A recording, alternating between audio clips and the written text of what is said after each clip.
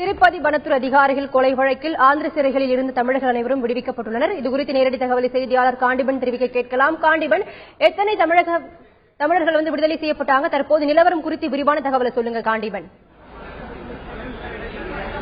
அதாவது இந்த 2013ஆம் ஆண்டு திருப்பதி வனப்பகுதியில் இருக்கக்கூடிய ரோந்து பணியில் ஈடுபட்டிருந்த வனக்காவலர்கள் இருவர் செம்மர கடத்தல் கும்பலால் கொல்லப்பட்டனர். இதனைத் தொடர்ந்து அன்று இரவு அன்று மறுநாள் ஆந்திராவில் இருக்கக்கூடிய பல்வேறு பகுதி, அதாவது திருப்பதி பேருந்து நிலையம், ரயில் நிலையம் உள்ளிட்ட பல்வேறு பகுதிகளில் சுற்றித் திரிந்த தமிழர்கள் உட்பட ஆந்திர மாநிலத்தைச் சேர்ந்தவர்களை 356 பேரை கைது செய்திருந்தனர். இந்த 356 பேரில் 60 பேர் ஆந்திர மாநிலத்தைச் சேர்ந்தவர்கள். அவர்களுக்கு ஜாமீன் வழங்கப்பட்டு அவர்கள் ஜாமீனில் விடுதலை செய்யப்பட்டனர். மீதம் இருந்த 290 பேர் அவர்கள் 26 மாதங்கள் இங்க இருக்கக்கூடிய 3 சிறைகள், காளஹஸ்தி, திருப்பதி உள்ளிட்ட சிறைகளில் அடைக்கப்பட்டு தண்டனை பெற்று வந்தனர். அதாவது இவர்களுடைய விசாரணையை மேற்கொள்வதற்காக தனி நீதிமன்றம் இங்க இருக்கக்கூடிய ஒரு அரசு கல்லூரியில் அமைக்கப்பட்டு இந்த விசாரணை தொடர்ந்து மேற்கொள்ளப்பட்டிருந்தது. இந்நிலையில் இன்னைக்கு அதற்குண்டான இறுதி தீர்ப்பு வழங்கப்பட்டிருந்தது. அந்த இறுதி தீர்ப்புக்காக இன்று காலையிலிருந்து, அதாவது தமிழகத்தைச் சேர்ந்தவர்கள் கைது செய்யப்பட்டு சிறையில் இருக்கப்பட்டவர்களுடைய உறவினர்கள் 500க்கும் மேற்பட்டவர் இந்த விளையாட்டு அரங்கத்திற்கு வெளிப்பக்கத்தில் காத்துக் கொண்டிருந்தார்கள். இந்நிலையில் இன்னும் அரை மணி நேரத்துக்கு முன்னதாக நீதிபதி வந்திருந்தார். நீதிபதி வந்ததை தொடர்ந்து அங்கு மேற்கொள்ளப்பட்ட விசாரணையில் தீர்ப்பின் அடிப்படையில், அதாவது இந்த மாதிரியான தீர்ப்பு கொடுத்திருக்காங்கனாக்கா, காவல்துறை தரப்பிலும் அரசு தரப்பிலும் குற்றம் சாட்டப்பட்ட தமிழர்கள் மீது கொடுக்கப்பட்ட அந்த அனைத்து ஆவணங்களும் போதுமானதாக இல்லை என்ற ஒரு காரணத்தின் காரணமாக தமிழர்கள் உட்பட ஆந்திர மாநிலத்தைச் சேர்ந்த அந்த வழக்கில் கைது செய்யப்பட்ட அனைவரையும் விடுதலை செய்வதாக கூறியிருக்கிறார்கள். தற்போது இது குறித்து பேசுவதற்காக நீதிமன்ற வளாகத்தில் உள்ளிருந்து இந்த வழக்கை நடத்தி வந்த வழக்கறிஞர் மட்டும் இருக்கிறார். அவருடைய கேட்கொள்ளுங்க சார். இப்ப சொல்லுங்க, உள்ள நீதிமன்றத்தில் என்ன மாதிரியான சம்பவம் நடந்துச்சு? நீதிபதி எப்படி இந்த வழக்கு பார்த்தாருங்க? நீதிபதி அவர்கள் இன்றைக்கு இந்த வழக்கில் மொத்தம் 349 குற்றவாளிகளாக சேர்க்கப்பட்டார்கள். அதில் ஆந்திர மாநிலத்தை சேர்ந்தவர்களும் தமிழகத்தை சேர்ந்தவர்கள் இருக்கிறார்கள். 287 பேர் நீதிமன்றத்தில் தமிழ்நாட்டை சேர்ந்தவர் மட்டும் நீதிமன்ற காவலில் வைத்திருந்தார்கள். மீதி ஆந்திராவை சேர்ந்த 55 பேர், மீதி ஆந்திராவை சேர்ந்தவர்கள் பிணையில் விடுவிக்கப்பட்டார்கள்.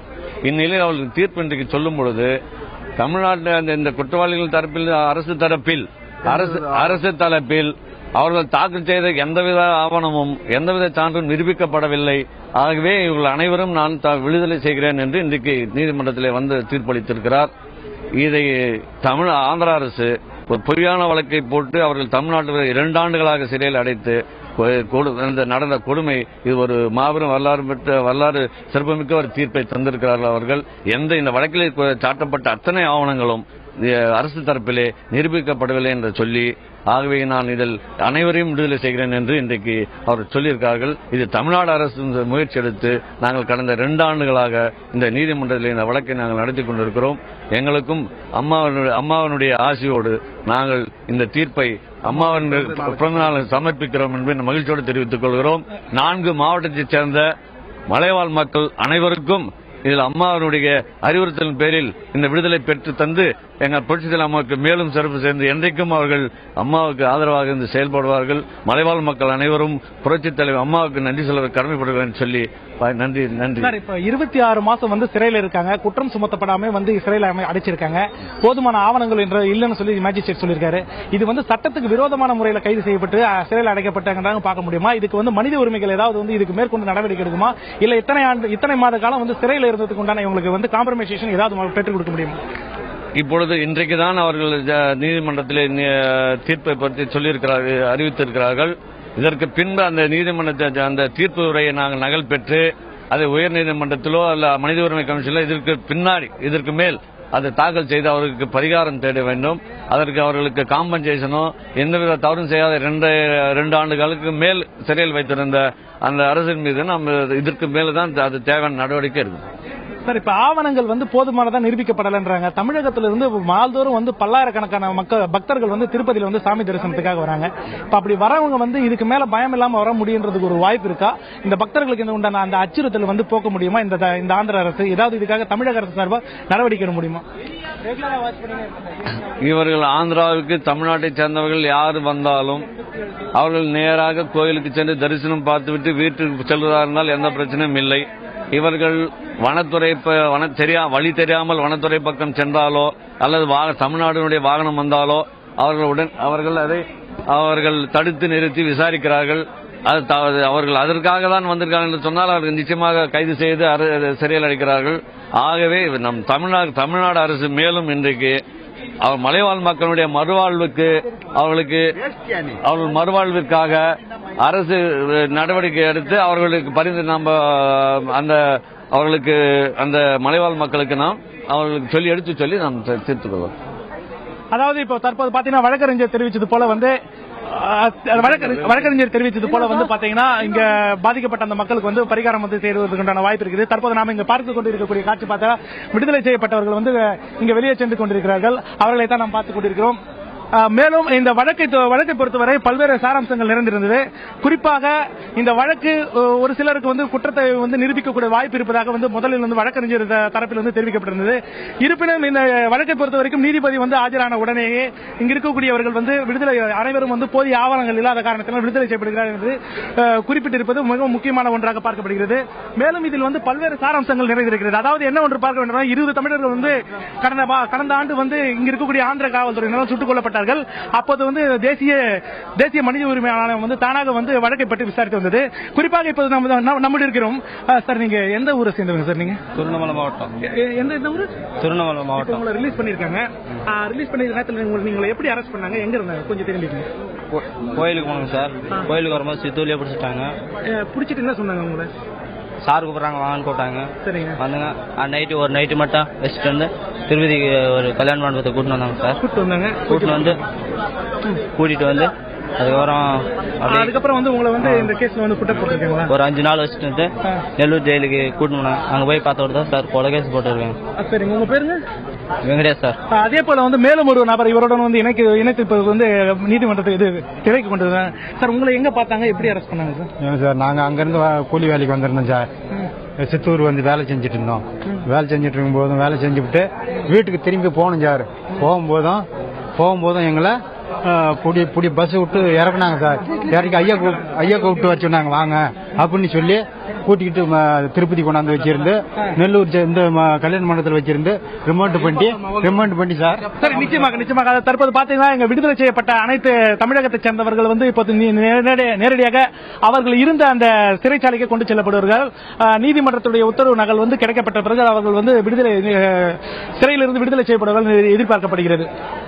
விடுவிக்கப்பட்டவர்கள் எப்போது தமிழகம் வர இருக்காங்க, அவர்களுடைய குடும்பத்தார் வந்து மனநிலை எப்படி இருக்கு, அதை பற்றி சொல்லுங்க காண்டிபன். அதாவது குறிப்பா இது பார்க்கணும் 287 தமிழர்களுடைய விடுதலைக்காக இன்று காலை 7 மணியிலிருந்தே இந்த விளையாட்டு அரங்கத்திற்கு வெளியாக பல்வேறு பகுதிகளில் இருந்து, அதாவது இந்த சிறையில் இருக்கக்கூடியவர்களுடைய உறவினர்கள் சுமார் 500க்கும் மேற்பட்டோர் காத்திருந்தார்கள். இந்த தீர்ப்பு நல்ல தீர்ப்பாக வர வேண்டும் என்பதற்காக காலையிலிருந்தே காத்திருந்தார்கள். இந்த தீர்ப்பு வழங்கிய பிறகு தற்போது அவர்களுடைய உறவினர்கள் வந்து வெளியேறுகிறார்கள். இந்த தீர்ப்பு நகலானது இப்ப நீதிபதி கொடுத்திருக்கக்கூடிய அந்த தீர்ப்பு நகலானது நேரடியாக சிறைச்சாலைக்கு சென்றவுடன் இன்று மாலைக்குள் அவர்களுக்கு கையில் கிடைத்த பிறகு முறைப்படியான சிறையிலிருந்து விடுதலையை சிறைத்துறை நிர்வாகம் வந்து அளிக்க இருக்கிறது. அதன் பிறகு அவர்கள் வந்து உறவினர்களுடன் சொந்த ஊருக்கு திரும்ப இருக்கிறார்கள். காண்டிபன், இவர் விடுதலை செய்யப்பட்டவர்களை வந்து நிபந்தனை அடிப்படையில் விடுவிக்கப்பட்டார்களா? இந்த வழக்கோட பின்னணி குறித்து விரிவா சொல்லுங்க காண்டிபன். அதாவது இந்த வழக்கோட பின்னணின்னு பார்க்கும்போது 2013 அன்னைக்கு வந்து அந்த வனக்காவலர்கள் வந்து படுகொலை செய்யப்பட்டது தொடர்பாக இவர்கள் கைது செய்யப்பட்டு 7 பிரிவுகளின் கீழ் வந்து வழக்கு பதிவு செய்யப்பட்டது. ஒன்று கொலை, இன்னொன்று கொலை முயற்சி, அரசு அதிகாரியை பணி செய்ய விடாமல் தடை செய்தது, அரசு பொருட்களை களவாடியது, அதற்காக வந்தவர்கள் என 7 பிரிவு பல்வேறு நபர்கள் மீது பல்வேறு குற்றச்சாட்டுகள் சுமத்தப்பட்டு 7 பிரிவுகள், அதாவது விதவிதமான வழக்கு எண்களில் கொண்ட வழக்கு பிரிவுகள் வந்து கைது செய்யப்பட்டிருந்தாங்க. இந்த கைது செய்யப்பட்டவர்கள் என்ன காரணத்துக்காக கைது செய்யப்பட்டாங்கன்னு சொல்லிட்டு நீதிபதி கேட்டிருந்தார். அவங்க அரசு தரப்பில் இருந்தும் சரி, காவல்துறை தரப்பில் இருந்து ஆவணங்கள் சமர்ப்பிக்கப்பட்டது. அந்த ஆவணங்கள் வந்து ஏற்கனவே விசாரணை முடிந்தது. அதாவது இதற்கு முன்னதாக இதே வளாகத்தில் ஒரு முறை இப்பொழுது வந்து ஆஜர்படுத்தப்பட்ட அனைவரும் வந்து ஏற்கனவே விசாரணைக்காக ஆஜர்படுத்தப்பட்டு ஒவ்வொருவரிடமும் இதே நீதிபதி வந்து விசாரணை மேற்கொண்டிருக்கிறார். நேரடியாக தனிப்பட்ட முறையில் ஒவ்வொருவரிடமும் விசாரணை மேற்கொண்டிருக்கிறார். அப்பொழுது அவருக்கு வந்து அந்த சமர்ப்பிக்கப்பட்ட ஆவணங்கள் மற்றும் அவர் நேரடியாக மேற்கொண்ட விசாரணை அடிப்படையிலே இன்னைக்கு வந்து இந்த தீர்ப்பு கொடுத்திருக்காங்க. குறிப்பாக இந்த விசாரணை அறிக்கையானது சுமார் 800 பக்கங்கள் கொண்ட விசாரணை அறிக்கையாக இருந்திருக்கிறது. இதை ஒவ்வொன்றாக வாசிக்காமல் இன்று எத்தனை பேர் ஆஜராகிறார்கள், அதாவது ஒவ்வொரு காவல் நிலையத்துக்கும் உட்பட்ட நபர்கள் என்று குறிப்பிடப்பட்டு குற்றவாளிகளாக இங்கு வந்து நிறுத்தப்பட்டார்கள். அந்தந்த நபர்கள் வந்திருக்கிறார்கள் என்பது காலையில் அட்டெண்டன்ஸ் எடுக்கப்பட்டது. அவர் முன்னிலையில் அனைவரும் வந்திருக்கிறார்கள் என்பதை தெரிந்தவுடன் உடனடியாக நீதிபதி அரசு தரப்பில் வந்து வழங்கப்பட்ட ஆவணங்களும் காவல்துறையினால் வந்து விசாரணைக்கப்பட்ட விசாரணையும் போதுமான சாட்சியமாக இந்த நீதிமன்றத்திற்கு எடுத்துக் கொள்ளப்பட முடியாத காரணத்தினால் அனைவரும் உடனடியாக விடுதலை செய்வதாக நீதிபதி உத்தரவிட்டிருக்கிறார். காண்டிபன், இனிவரும் காலங்களில் வந்து இரு மாநிலங்களுக்கான உறவு வந்து எப்படி இருக்கும், அதை பற்றி தகவல் இருக்கா காண்டிபன்? அதாவது இதுல நம்ம முக்கியமான ஒரு விஷயத்தை பார்க்க வேண்டியது இருக்கு. அதாவது 20 தமிழர்கள் வந்து கடந்த ஆண்டு வந்து சுட்டுக் கொல்லப்பட்டார்கள். அதாவது செம்மரம் கடத்த வந்ததாகவும் கல் எறிந்ததாகவும் அவர்களை வந்து காவல்துறையினர் துப்பாக்கி கொண்டு சுட்டுக் கொண்டார்கள். அதை தொடர்ந்து தேசிய மனித உரிமை ஆணையம் தானாக முன் வந்து அதை வந்து வழக்கு எடுத்து விசாரணைக்கு உட்படுத்தப்பட்டார். இந்த மாநிலத்துடைய முதல்வர் வந்து அறிக்கை தாக்கல் செய்யும்படி கேட்டிருந்தாங்க. இப்ப என்ன கேள்வி எழுதிருக்குனாக்கா, அந்த 20 பேர் சுட்டுக் கொண்டது உண்மையா இல்லையா என்ற ஒரு கேள்வி எழுந்திருக்கு. அதே நேரத்தில் திருப்பதி கோயிலுக்கு வந்தவர்களும் சாலையில் சென்றவர்களும் கைது செய்யப்பட்டிருந்தது அப்பட்டமாக, அதாவது ஆந்திர அரசு வந்து மேற்கொண்ட ஒரு படு கேவலமான ஒரு விஷயமாக தான் இது பார்க்க முடியுது. இனி தமிழகத்திலிருந்து வரக்கூடிய பக்தர்களும் சரி மக்களும் சரி தங்களுடைய பாதுகாப்பு தாங்களே பார்த்துக் கொண்டு வர வேண்டும் என்ற ஒரு எச்சரிக்கை விடுத்ததாக இருக்கிறது.